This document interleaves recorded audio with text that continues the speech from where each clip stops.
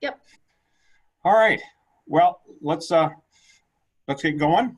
And I have just a note of appreciation to start with, and we're just glad that you are spending your time here with us. As I sent out in the email this morning, I know that a lot of you are on. In fact, I got some emails back saying, "Hey, I'm on personal leave right now, or I really have to work on my return to school roadmap." So, thanks for those of you that are here for being part of this call again. Looks like we got some. There we go. So what we want to go over today is some updates on the national focus, what's going on nationally. I think that always helps ground us a little bit. And I don't want to go too quickly through these things, but hopefully if there's a need for more clarification, as usual, please use your chat or just stop us. Wait, those slides are coming in funny, aren't they? So what's happening in Washington is going to be one of our conversation points as well.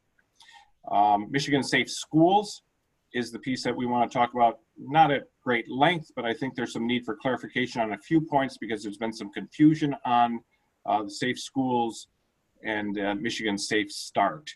And Hey, so Mark, are you sharing your screen right now? I am. Oh, hang on. I am not, eh? Nope, I don't think. Well, let me do this. I'm struggling a little bit today. I'm not sure why. Why?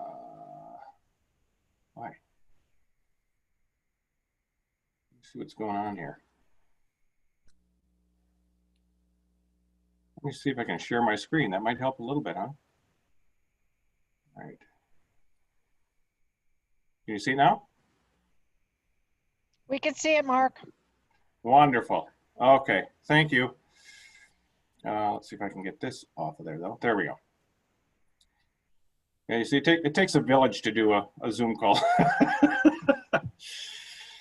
All right, so let's see if we can keep going now. All right, so like I said, we're going to do an update on the national focus, what's going on with the conversation nationally, what's happening in Washington, D.C., and then Michigan Safe Schools and the roadmap back, and the confusion that I think I've heard out there in terms of the Michigan Safe Start and the return to school roadmap. So there is some confusion about that. We'll hopefully give you some clarity in that regard.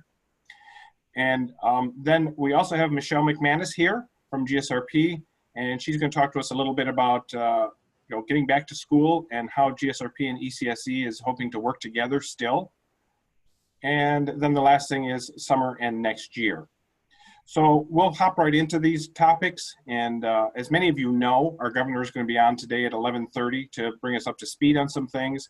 So I know a number of you will probably be multitasking, but hopefully we'll be able to get through the content that you need to do your work well. All right. As usual, I'm the guy at the top there, Mark Kuipers, a preschool special education content specialist and coming out of the Office of Innovative Projects. And I mentioned to a number of you already that Lisa is not going to be with us today. She had a death in the family, unfortunately, and so needed to attend to some personal matters. And Christy also is off on a personal leave, but I think she's actually working even on personal leave. If any of you know Christy, that would not be atypical. But I have my good friend Jory helping me out today, good friend and colleague. There's Jory, and I think we'll make it through. So we'll keep going, and as usual, if you have any questions or suggestions, we always want you to use the chat or unmute yourself. So I'll try and do Nancy's part as well. This is always Nancy's slide. So when you're not speaking, I know the bandwidth has always been an issue, so we ask people usually to turn off their cameras and their microphones unless they need them. But don't consider that to be something where we don't want you to turn on your microphone or camera. If you have a question or a comment, we'd love to hear from you. We also have the recordings available on our website afterwards. So if some of you need the recording for reference or to share with somebody else, you can get it right on the EOTTA website. My email is next there, and we're putting that there for a couple of reasons. Number one, because if you want a PDF of these slides, please feel free to email me and I'll send that right out to you. We cannot host that on our website because of some ADA compliance issues with PDFs, but we'd love to share the information with you. And then as we especially get into Michelle's information, we'd invite you to ask any questions for clarity or to follow up, and we don't want you to feel shy about that at all. All right. So as usual, we also want to point out that the EOTT website, and you see the address right there at the top, hosts all of these recordings. So there's going to be 9 of them there on the website after this one today. And there's also updates or upcoming events on that website. So those of you that are probably registered today are familiar with that website, but just know that you can find all those recordings under the All Projects News and the upcoming events also on the main page. Okay, well, let's get right down to what's the national focus.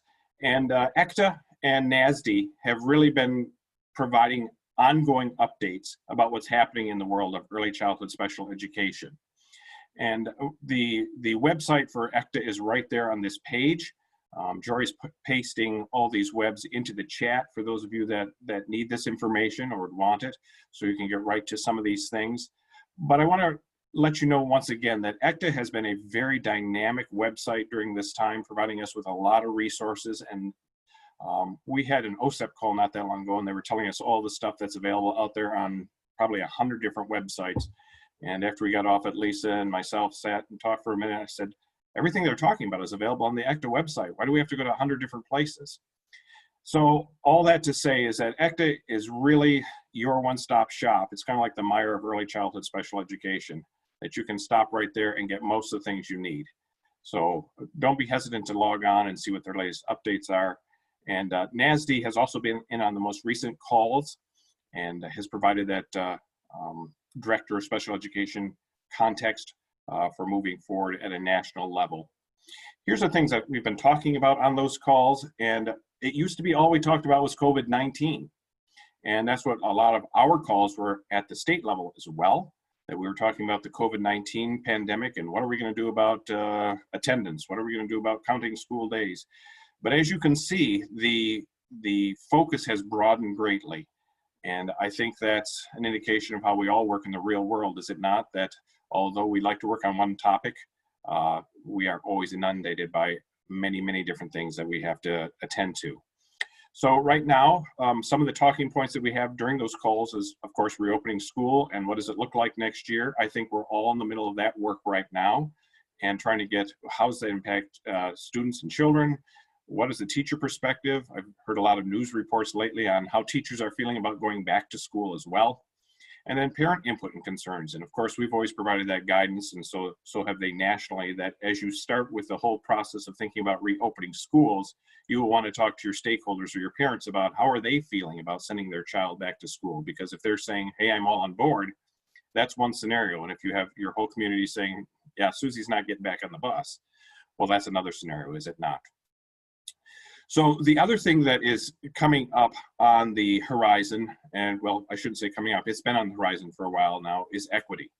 I think it probably started with the whole movement about Black Lives Matter, but I know that that has ignited a lot of conversations about equity and bias that have been kind of on the back burner and are now really at the forefront of our conversations and really are part of our calls as well. So I think some of that work started long ago, and the conversation around Black Lives Matter seemed to be around race and ethnicity. But into that conversation has come the conversation or the piece about disability and inclusion. And so that is part of our conversation as well at the national level. And then the last one that we are talking about is funding and advocacy. So yeah, there's a lot of challenges that we're looking at right now, and a lot of unanswered questions about funding, and we're just moving forward in some good faith. I know a lot of people are saying, boy, we are not going to know much about even our state budget till September the 30th. How do we move forward knowing that there's going to probably be cutbacks, but I've got to get ready for school? Long-term impact, of course, is not just about the money, but there's been a lot of conversation as well about the ongoing teacher shortage and what this is going to do to persons that have been wanting to be teachers and are now looking elsewhere to say, you know, either the stress level or I've been laid off and I've got to find something else to do. So it's the complexity of all the work that we are trying to accomplish. And I know I'm speaking to the choir with that because all of you are working in the middle of that complex environment right now. But just to let you know that at the national level, these are conversations that are ongoing, and we'll keep talking about those things as well with you. So what's happening in Washington, D.C. at this point, and we're talking specifically about legislation as we get to this piece in our time together. And so I want you to know about two different acts out of Senate right now. Both are being supported by Democratic senators. And one of them is a Coronavirus Child Care and Education Relief Act. And it has provisions in it for prevention of child abuse, which we all know has been a bit problematic during this time where a lot of children are staying home. There's a lot of funding for educational stabilization, and specifically $11 billion for Part B, with $400 million of that earmarked for ECSE and $500 million for Part C. The second act that we're talking about is supporting children with disabilities during COVID-19 Act. These both came out at the latter part of June. I want to say to you, and yeah, I got to be clear on this. These are proposals. They are not in place at this point. And the feeling, I think the feeling overall is that the possibility of them getting through in their current state is not good. But the other piece that I think that we want to talk about at some length is your ability to have your voice heard. So part of the work and part of the reason I want to bring these up today is because you see there's a link at the bottom to voice your support. I actually use that link, but it's off of the CEC website. And this just sends an email letter to your senators saying, hey, I am totally on board with supporting IDEA, children with disabilities, and the letter is all pre-formatted. If that is something that you would like to get behind, I'm not trying to sway your vote one way or the other, but if you want to have your voice heard on these two acts, then certainly use that link. I think Jory has placed it in the chat box, or you can go to the CEC website and just let them know that you're in support of funding IDEA or providing some additional funding in that regard. So yeah, these just came out recently, and you can take a look at those bills. But again, if you'd like to support those, the link there will help you to do that. All right. Want to be, again, like I said, cognizant of our time. So let's get right down to what's happening in Michigan at this point. And the first thing we want to say is a number of you, in fact, a good number of you, thank you so much, actually volunteered to be part of the build-up redesign. And we had so many people that Jory and I sat down and got input from Christy and Jeannie and tried to work through. And I mean, it was an embarrassment of riches how many people we had. We did have to whittle it down to 12 people. And so we looked for a great deal of diversity, both geographically in terms of discipline and other factors. And I think we've got a good number of people. We've got it down to the 12 we were asked to have it down to, but the reason we have this slide in here is to say thank you so much for responding to the call. I'm very excited about the work we're going to be doing with Build Up, and you may be called on again, so don't sit too far back on your haunches because we may be calling on you again to say, hey, provide us some input. All right, so our thanks, and just know that we're moving forward with this work also. All right, let's take you back in time. Let's go in the Wayback Machine. Well, not so far way back, but to the Executive Order 2020-88. And that was back on May 15th of 2020. And actually what that did is set up a Return to School Advisory Council. And I'm not sure if we made a big deal about this on our calls at that time. I don't believe that we did. But this council was actually set up by executive order to help understand how we would return, or the process for returning to school. That's really where we're at right now, is talking through those pieces. And so we want to go forward based upon this executive order and what's been happening because of it. A number of you, probably most of you, have heard about the My Safe Schools, Michigan's Return to School Roadmap that was released on June the 30th. It was developed with that advisory council, or by that advisory council, and approved by the governor. So their guiding principles, and those probably look somewhat similar to you because these are the guiding principles, or similar to the ones that we have used for providing special education, really, during this time. But equity, collaboration, relationships, and belonging are some of the guiding principles that they are using, and they've suggested as being part of reopening or returning to school. And as they started talking about, they referenced back to Michigan's Safe Schools, or Michigan's original plan, and they talk about the 6 phases of my Safe Start. All right, so they're right there on the screen, and I think most of you will know that the phases we are in, for the most part, the UP and a little bit of the Lower Peninsula, are in the containing phase, number 5, and most of the Lower Peninsula is in the improving phase. Why do we make a point of that?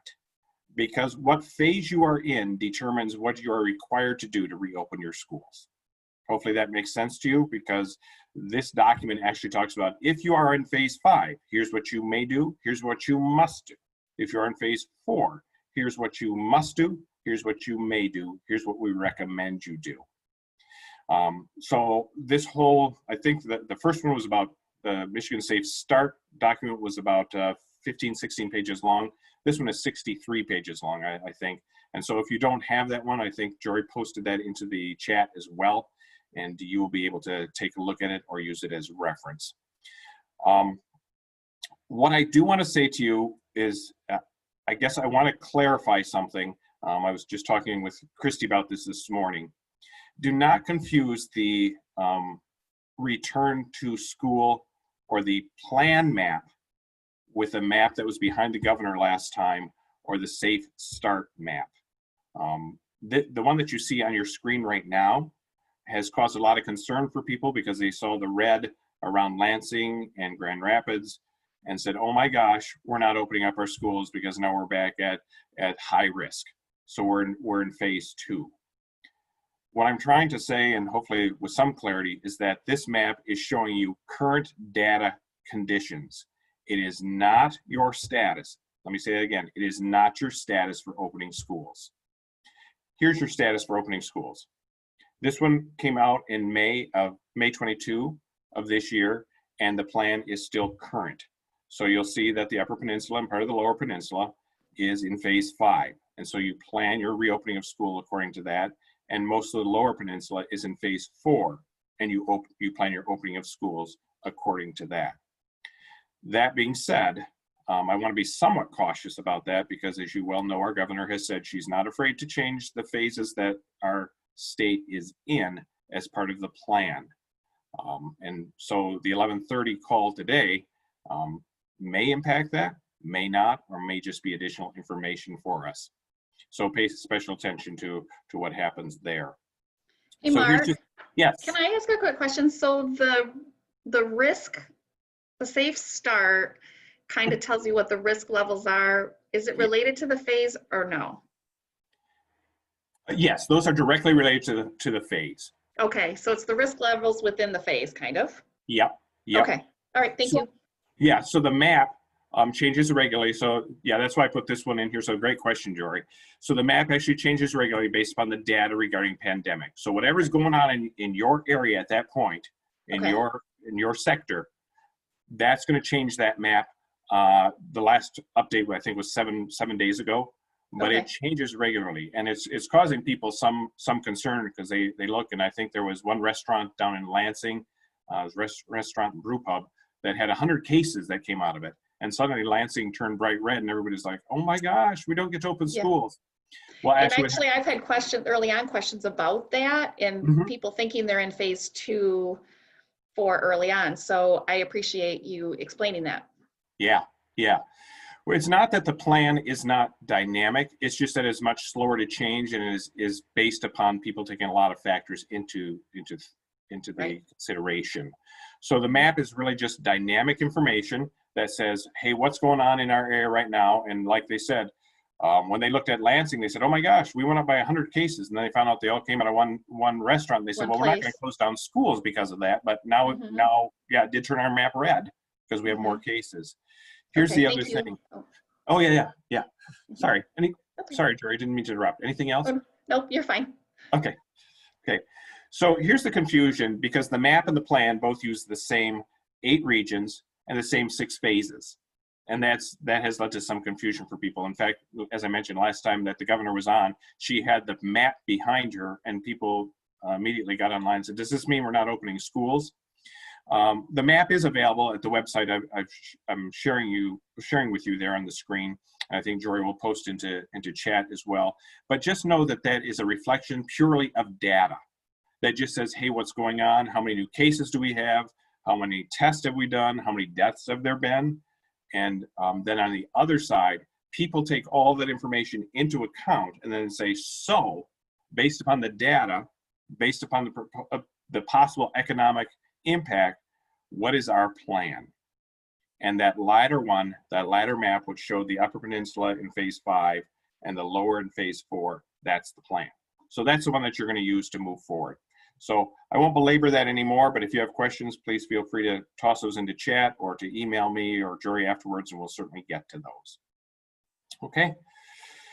All right. So the roadmap is something that, like I said, it supposedly covers pre-K, birth to 5 services and special education. They have a little balloon for each of us on there. I will tell you once again, the depth of information they have for our birth to 5 population is not great. But what I want to say about that is that know that we are going to move forward in a way that we have the assumption, because we have it in print and also verbally, that all the pre-K or birth to 5 services are part of this roadmap. So those of you that have been working in the roadmap or have been looking at it or have been developing your local district's plan know that there's kind of 3 levels at which this plan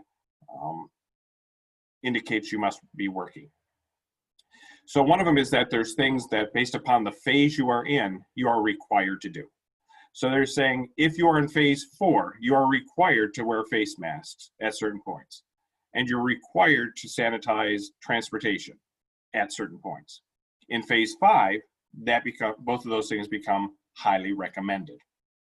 So your 3 phases are required, highly recommended, and recommended. And each of those phases will have those 3 things in them.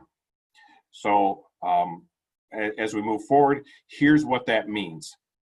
For local education leaders, you use the roadmap to understand what safety protocols must be implemented to develop detailed district and building level plans, right? So local districts are going to be developing roadmaps for back to school. They must comply with the pieces that are required. They may comply with the ones that are recommended or strongly recommended. And there's nothing in the document itself that says that they may not, at a building level or a district level, go beyond whatever the requirements are. So they may go beyond what the requirements are to say, we're even going to go further than this to require this piece. So the minimum requirements are part of the roadmap back, but a district may go beyond them. They must include the requirements and they may include the recommendations. All right.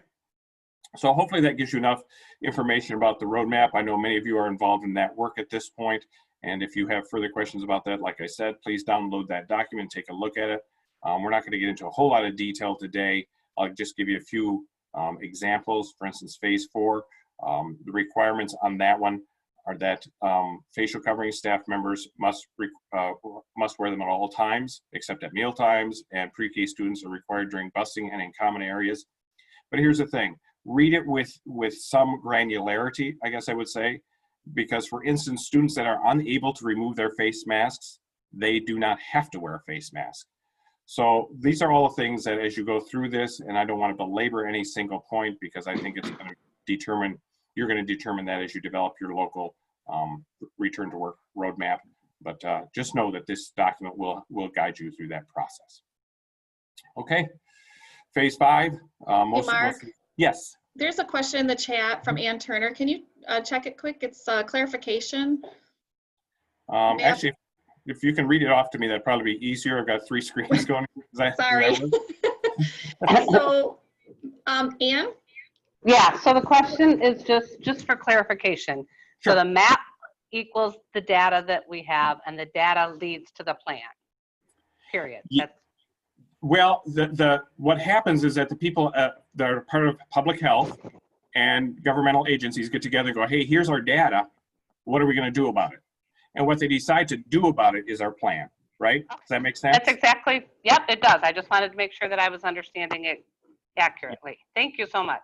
Yeah, and thanks for your question, Ann, because it has been a real point of concern not only for educators but for others, especially when and I'm not throwing any stones on this one, but when the governor gets up and has behind her the map, people are like, oh my gosh, my phone blew up.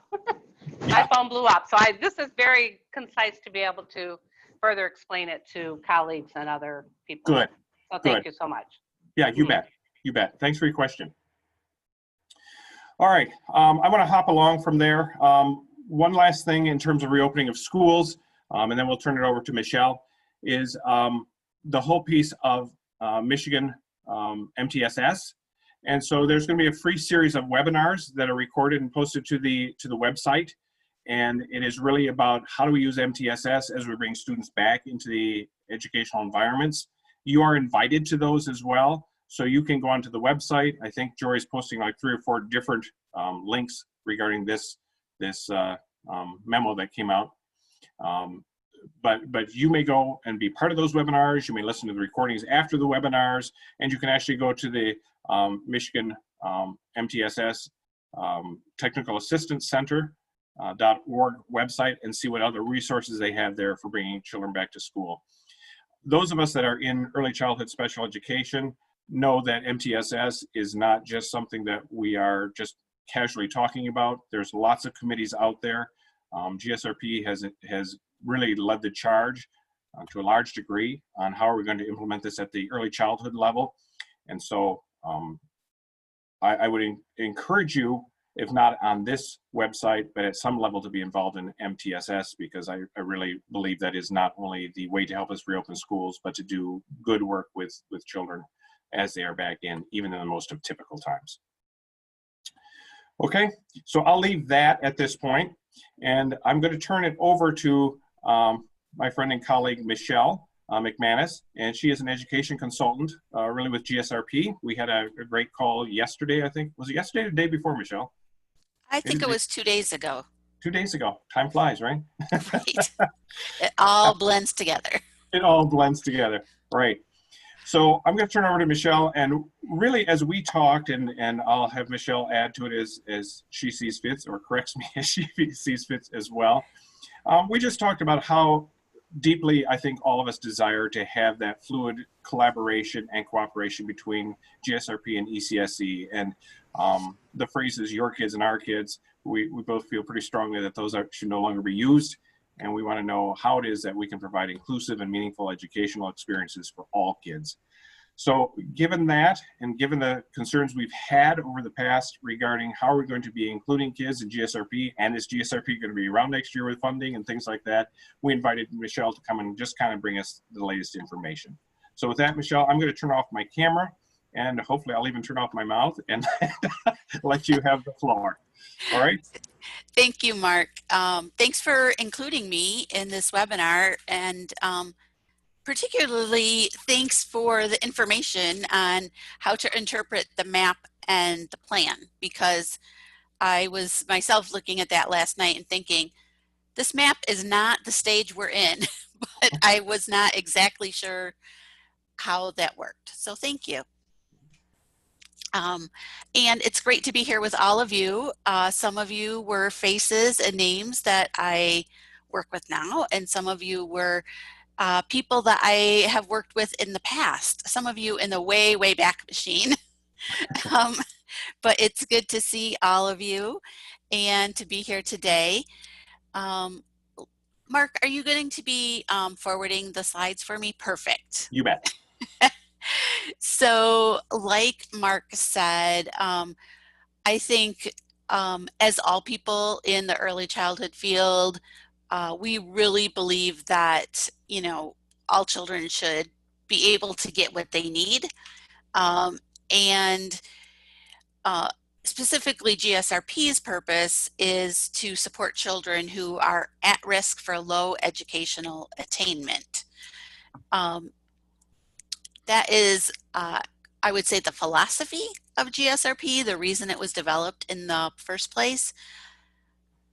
Legislation now prioritizes based primarily on income level. And so while we think that there is a wide definition of which children really need, you know, a high quality preschool program, I think all children need that. But we are required to prioritize based on income.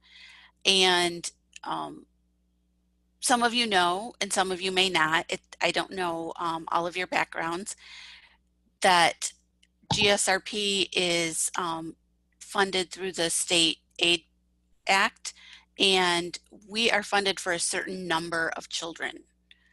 And so unlike K-12 or even in theory ECSE, you know, as a child presents to us and is eligible, that does not necessarily mean that they are enrolled into a space, because we run out of spaces. And so we struggle with, across the state, struggle with having to turn eligible children away from our program. And as you probably all know, that includes children with disabilities or delays or with IEPs. So I just wanted to talk for a minute about that dichotomy between who is eligible and who actually gets into GSRP, because there are many eligible children who don't get into GSRP. I'm going to, sorry, I'm just trying to modify what I can see here. There we go. So income is family income. There is a little bit of an option for programs and when they look at income. Specifically for this year, I think it'll be important because they will be able to really talk to the family and find out if, you know, their income from the last year. Usually we would just use a tax return, is the simplest way to determine what their income level is. But this year we know that many families will be in a completely different situation than they were in 2019. And so there is an option to look at, you know, the income for the past quarter, or even the income right at the moment, and then extrapolate from that what their annual income would be, and calculate the federal poverty level based on that. We then go in the spring. Programs are collecting applications and reaching out to families that they might know of that they know have 4-year-olds, and gathering that information on income and also on risk factors. And so risk factors would include things like you know, environmental risks, whether they're in a household that has experienced abuse of some kind, if they have a delay or disability, if parents have a low educational attainment themselves or are very young parents, if, you know, they're grandparents raising children, if a parent has been in prison or is in prison, if there's a if English isn't the first language, and that seems to be a risk for low educational attainment. So a lot of that information is collected, and then programs have to prioritize primarily based on the income. And they would start, you know, most create a database and just prioritize, make a list of children, you know, starting with the lowest income and going up from there. There is a requirement that anyone who is Head Start eligible, Head Start primarily serves children and families at or below 100% of the federal poverty level. Those families would be referred to Head Start to serve first if the parent is willing. And then GSRP would start to enroll children that are not Head Start eligible, or that Head Start doesn't enroll, because of course Head Start can't always serve all of the children that are eligible for Head Start either. and then that's where GSRP would come in. Risk factors are really considered when we get to a point of looking at children that are at a, very close to the same level of the federal poverty level. So, if you get a handful of kids and you're running out of spaces, right? If you're just at that tipping point, we have 6 kids at the same poverty level and only 4 spots, then we're going to look at the risk factors to figure out which ones really can benefit the most from the program. As you probably know, over time we have made special considerations, or in legislation there have been special considerations added so that children who are in foster care, children who are homeless, or children with IEPs can be considered in the lower group of federal poverty level families. And so for children in foster care and children who are homeless, it's just if they can prove that, if the program finds out, that that's the case for the child, then they are considered that way. For children with IEPs, it's a little bit different, as you, I'm sure, have dealt with, and there's a clarification needed that the IEP includes some kind of statement indicating that the child would benefit from inclusion into a general ed setting.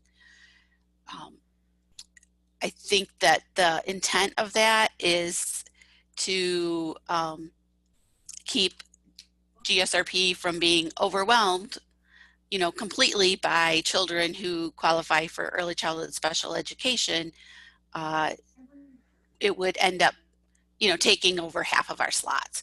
And we really want to ensure that we're able to provide high quality preschool inclusion for those children who most can benefit from that placement. And so, not that all children couldn't be served in an inclusive setting, it's that there's a limited number of spaces before our general ed, typically developing classroom, tips over and really becomes a classroom primarily serving children with IEPs. So you may have experienced locally, there could be instances where you have a child with an IEP that indicates that they could best be served in an inclusive setting, and yet when the application for GSRP comes in and they look at all of these factors, it's possible that child may not be enrolled. And that would happen when there is a very limited number of spaces. If the application comes in late and, classrooms have already been set up and spaces filled and kids enrolled in those spaces, that generally happens by the time school starts. We suggest programs hold a few spots because often the most needy kids do show up right in the first week of school when parents see the buses starting to go by and realize, hey, it's time for me to send my kid to preschool.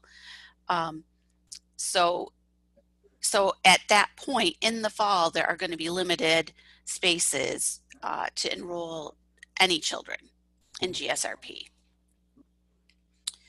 I'm trying to make sure I don't miss anything here that I wanted to make sure you knew. And I know some of you know this forward and backwards, so I don't want to belabor this.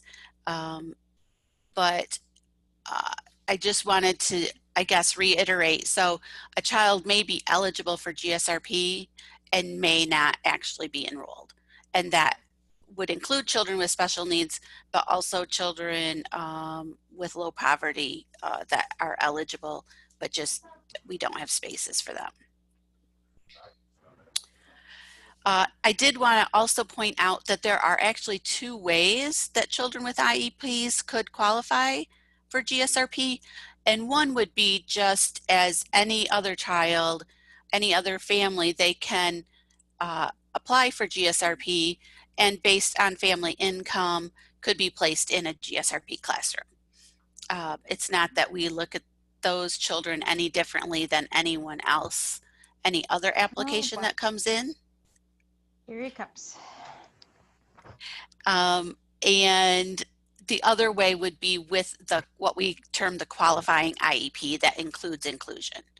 And so that would be particularly for children with a higher income.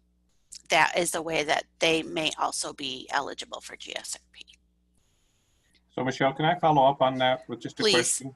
So let's take a child, and I'm sure a number of people on the call already know this, but let's take a child who has an IEP that says that he would benefit from a gen ed setting or from GSRP, but he's outside of the federal poverty level.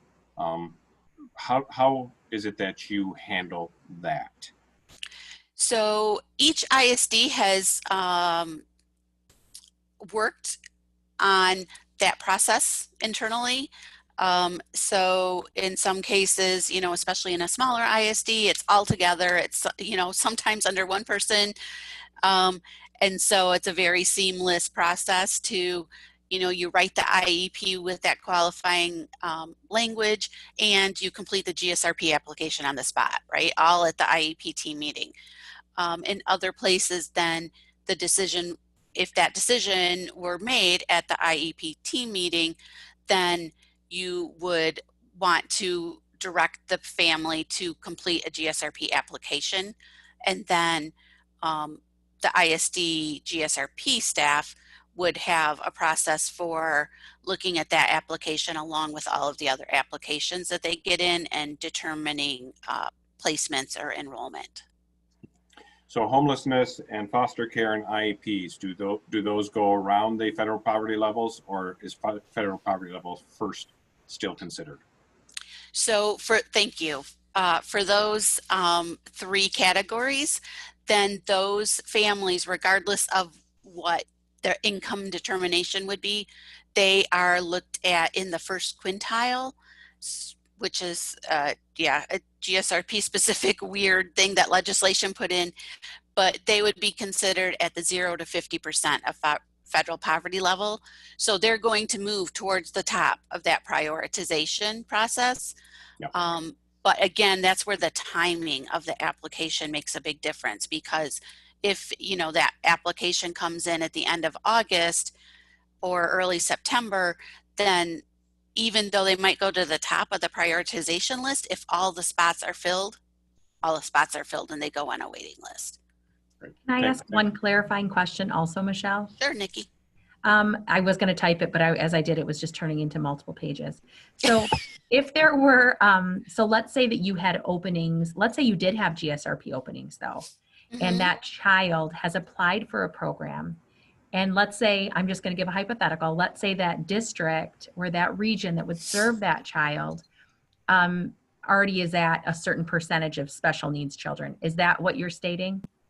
Because I guess my only concern would be that they would still be at, according to the manual, right? They would still be first quintile. So are we suggesting that a first quintile student would go to the bottom of the list because they have an IEP?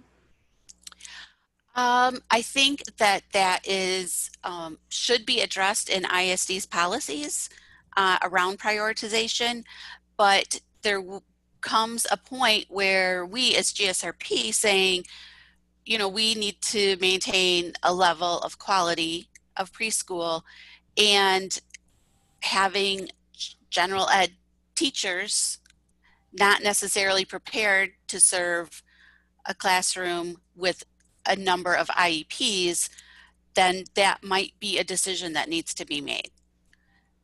And that is where I suggest that your special ed, your local special ed staff and your GSRP staff work closely together, because hopefully that's not going to happen, and we can find, you know, a setting where it will work, where there aren't that high number of IEPs in a classroom.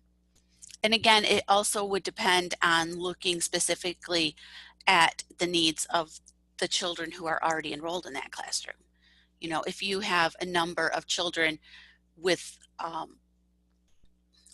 you know, less severe needs who are going to, you know, come into the classroom and display, you know, just like any other child, and it's not the child isn't going to need a lot of special attention, then, you know, you might go a little bit over whatever, you know, percentage you've set locally of number of ISDs per classroom. On the other hand, in some classrooms, if you have a child with an IEP that has very severe needs and is going to need a lot of supports, then it might just be the one, right, that can be managed in the classroom and have everyone in the classroom have a successful preschool year. Does that help? Do you have follow-up questions? No, it absolutely does help, and I appreciate the clarification. I think the only thing that's probably concerning to me is that, and I know you know what I'm thinking. I'm thinking that, you know, it's so difficult as a special education supervisor, it's so very difficult to, if I have a student that applies that has significant needs in the final hour, that a local director or local, that we could have, you know, people saying, well, I already have 3 kids with IEPs. Well, yeah, but if they have an issue with a lateral S, I mean, we're not talking about, that's still a general education classroom for all intents and purposes. And I understand we look at this on a case-by-case basis. So I do appreciate that. And I'm sure there's no immediate fix for this, but of course, I just have to voice just a little concern with what the interpretation could be. Of course, never by yourself or anybody on this call, I'm most certain. But sometimes our words can be used for evil instead of good.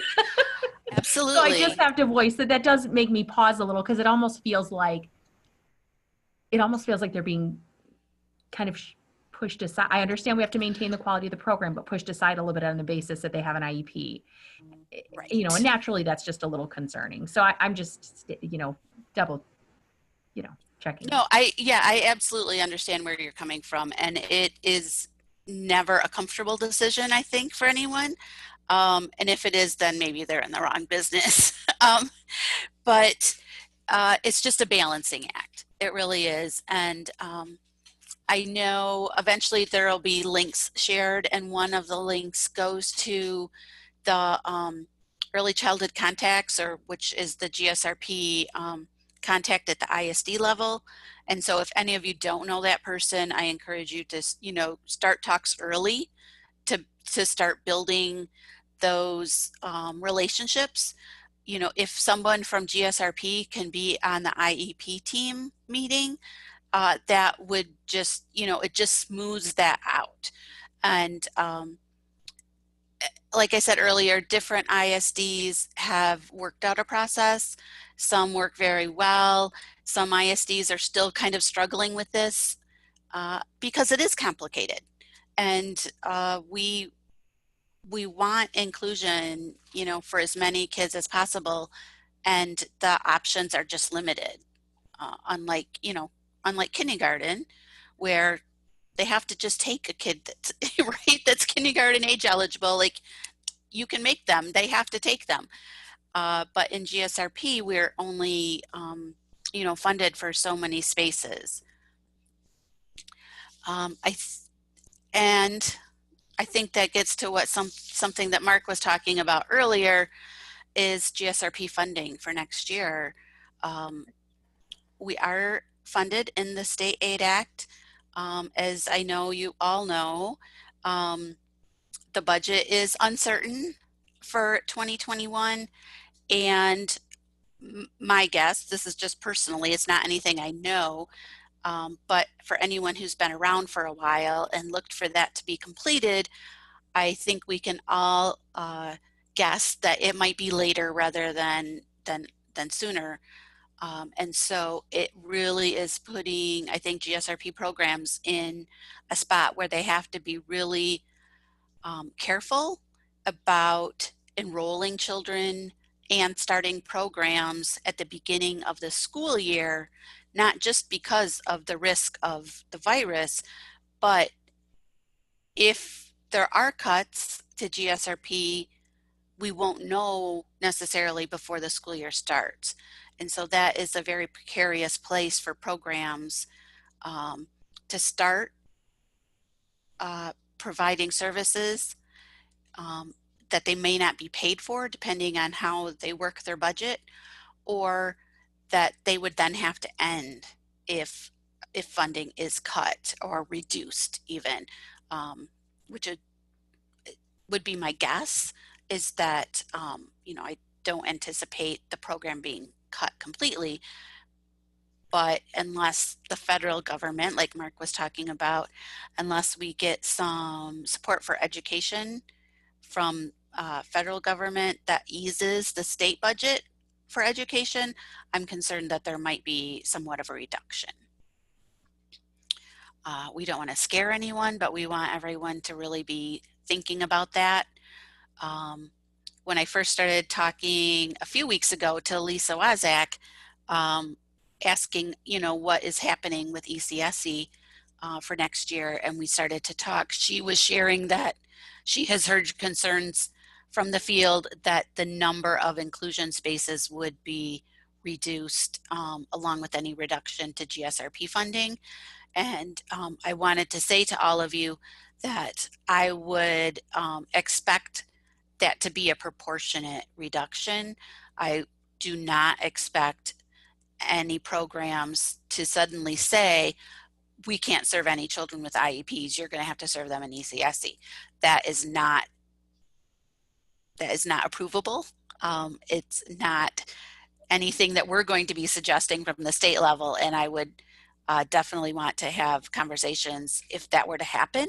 So I'm thinking, if there is, say, 10% cut, 10% reduction in slots, that's about the same proportionate reduction you should see to inclusion spaces. I hope that made sense.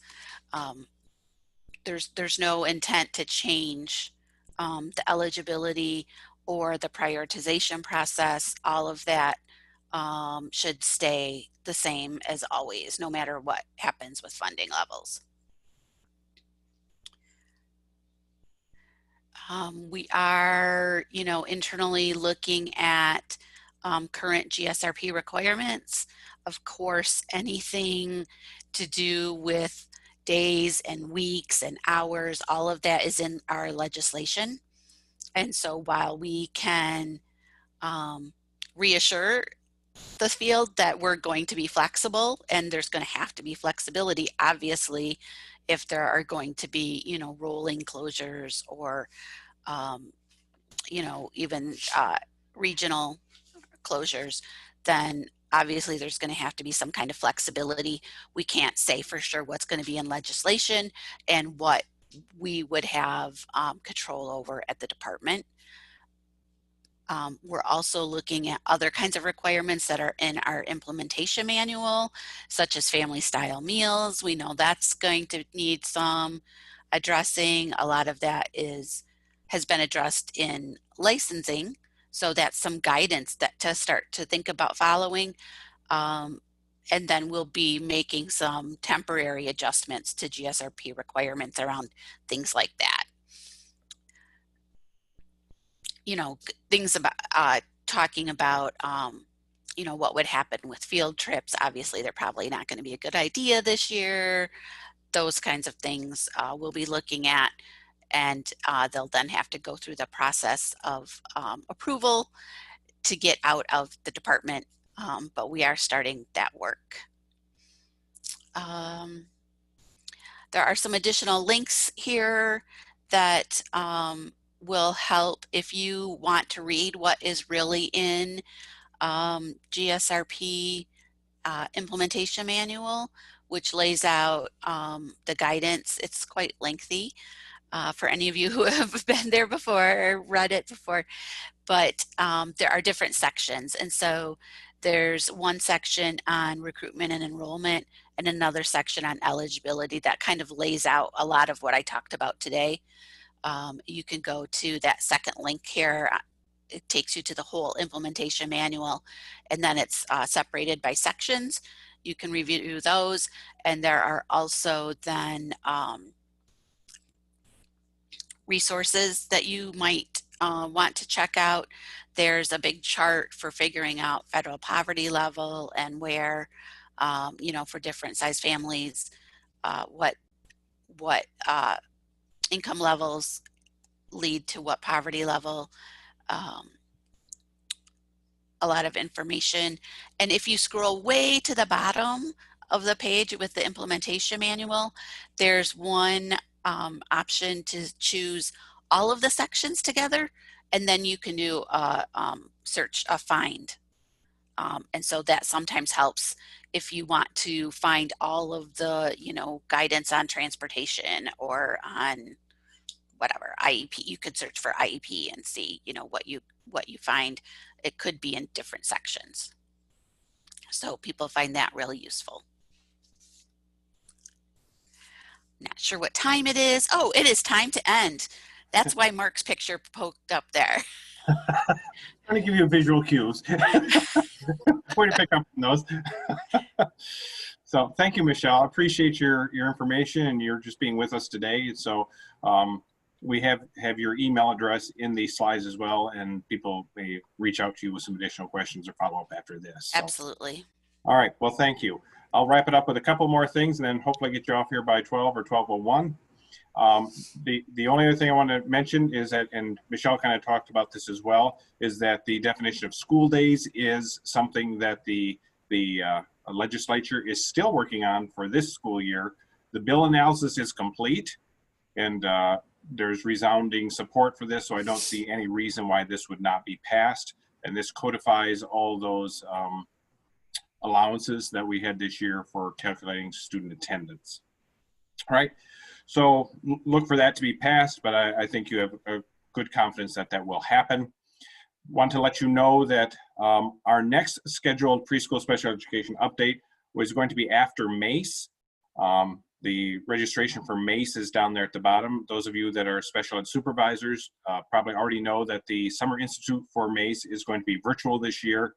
And so we've given you the registration link for that right here on this page. The next thing that you may want to be part of is the Early On Tele Tuesdays. Their next one, that's for our birth to 3 population, is July the 21st. And that's going to be at 10 o'clock. There is some conversation about joining preschool special education and early on in the upcoming months. And so we'll keep you posted on that as well. So in deference to our time, I just want to say, as always, thank you for taking the time to be here today. We know your schedules are incredibly busy, but hopefully this has been meaningful to you. It's always meaningful to us to hear from the field as well. So thanks for your collaboration and partnership on these calls. And as always, these resources and others are on the EOTTA website, and there's the link right there, which Jory put in the chat earlier. So looking at the time, it is 12:01, and you guys can turn on your cameras and say, have a great day. And I know after this, I'm going to buzz right over and see what the governor had to say. I know. So go from there. All right, Andy. Hi, everybody. Hey, Michelle. Hi, everybody. Guys. Hello. Bye. See you, Amy. You have lots of messages in the chat box, Mark, to thank you for all that you do, and thank you for the updates. Great, great. Well, we'll look forward to the next one. We'll get that up on, we're looking at probably a month out at this point. Like I said, August the 20th is probably going to be our next one, but be part of MACE if that works into your schedule as well and as part of your membership. Yep. All right. So, hey, thanks, Jory. You can probably stop the recording at this point. Oh, thanks again for that cue.